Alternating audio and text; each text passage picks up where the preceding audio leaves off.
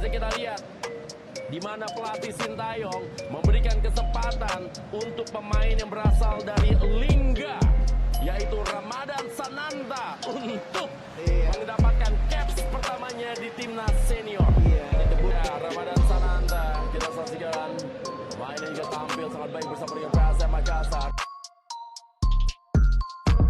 Muhammad Ramadan Sananta mendapatkan kesempatan debut membela timnas Indonesia saat melawan Curaçao pada laga FIFA Matchday, Sabtu, 24 September 2022. Pada laga itu, timnas Indonesia meraih kemenangan dengan skor 3-2 atas Curaçao. Ramadan Sananta masuk pada babak kedua menit ke-71, menggantikan Dimas Derajat. 5 menit setelahnya, pemain berusia 19 tahun itu hampir mencetak gol. Dia melepaskan tendangan tepat ke arah gawang yang masih bisa digagalkan kiper Curaçao.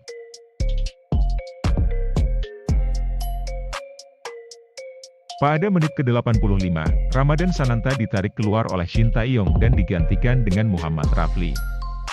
Momen tersebut memunculkan spekulasi bahwa Sananta digantikan karena penampilannya yang tidak maksimal.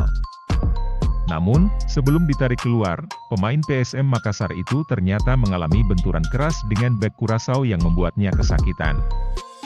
Kondisi tersebut membuat penampilan Ramadan Sananta tak maksimal, dan beberapa kali terlihat kesakitan sehingga membuat Shin Tae-yong menariknya. Begitu sampai di bench, Ramadan Sananta terlihat hanya menunduk. Asisten Shin Tae-yong, Jenan Radoncic hingga Nova Arianto, pun menghampirinya untuk memberikan dukungan.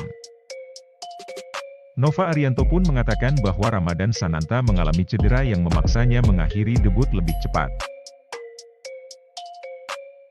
Sebagai pemain muda, mentalitas Ramadan Sananta diuji setelah mengalami benturan di paha kanannya.